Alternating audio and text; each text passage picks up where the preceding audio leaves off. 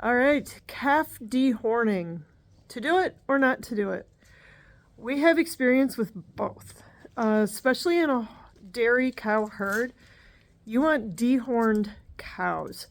In our experience, cows with horns tend to carve up the other cows. They use those horns to make sure they get the food or get whatever's going on, and they can really beat your other cows up. So if nobody has horns, it's not an issue. The other challenge with having cows with horns is that you need to get their head secured somehow, or however you're going to milk, and horns can really complicate that.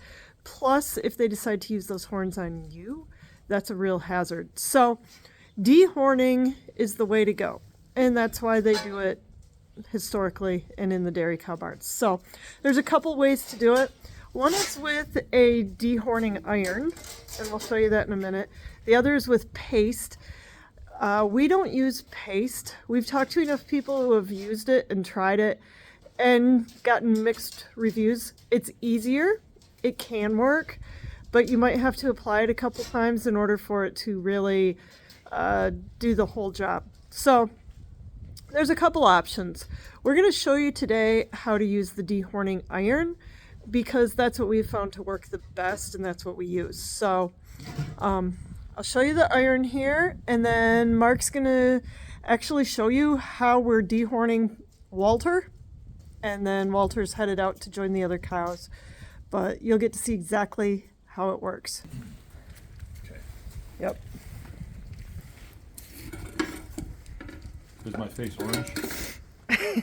Does it need to get fixed? All right, so this is our dehorning tool. This happens to be a brand new one. I've only used it one time, one side of this little guy here. This is a steer. He's one of the dairy cow's offspring, but he was born male. And so we're not going to keep him for a bull, so we castrated him. And now we're going to put him out with the beef cows. And out there, yeah, I don't want him to develop a set of horns that he can use on smaller people or even bigger people. You know, he'll if he's got them, he'll use them. But if he doesn't have them, he won't. So he's probably, I don't know, is he 4 months old? Three and a half, 4 months. Yeah. And now's a good time to do it. This is plugged in. You want it to get real hot enough that when you push it down on a board, it makes smoke and you get a dark black ring. So it's cold out today, so I'm just setting it in this can so the wind doesn't blow the heat off of it. The next thing that you have to do is you have to what they call snub him off. So you got to attach him to something that he can't move his head. Okay, if you could, okay, so he's pulled down tight. No, not tight enough. Tighter, right? Because what I don't want to do is I don't want to accidentally touch him in the eye or touch my hand, because that thing is really hot.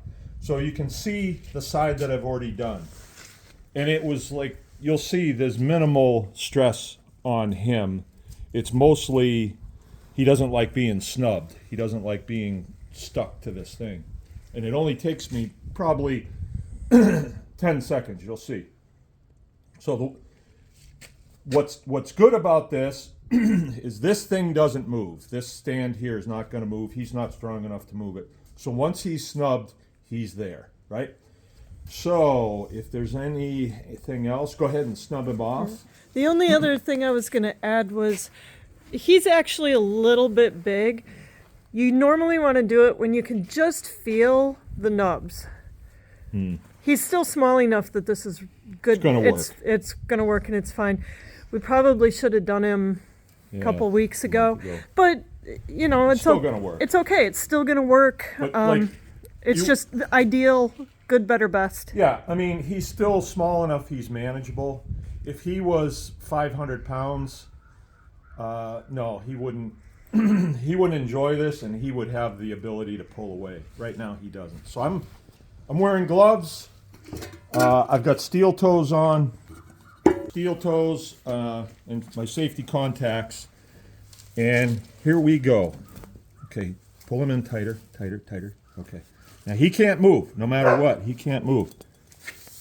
And that is for his safety as well. Yeah, he moved a little bit, didn't he? Yeah, we got the thing on the wrong side. Okay. I think we got what we want. You can see it didn't take very long. And there's a dark black ring around that nub. So that's going to destroy the ability of that nub to continue to grow. You know, I'm just going to, for the fun of it, or for just to be sure, I'm going to give them a little more on both sides. So I pull them in tight.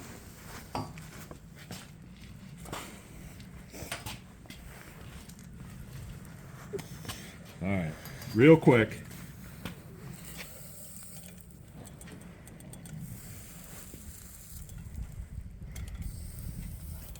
Okay, now we know we have it. You can let him up. It didn't really cause him all that much stress, I don't think. I don't think it hurt him. People will disagree with me, but nothing, you know, he didn't enunciate and he didn't say anything. He didn't, where when they're much older and you have to dehorn them, they get pretty vocal on you. And it's bloody and it's ugly bloody and yeah, and it's hard to do too. It's gross. This, I mean, we threw a bridle on him, pulled him over here. If we weren't doing a video, it's literally a minute, and then he's back out hanging with his buds, forgetting all about it, watching TV. Okay, thank you.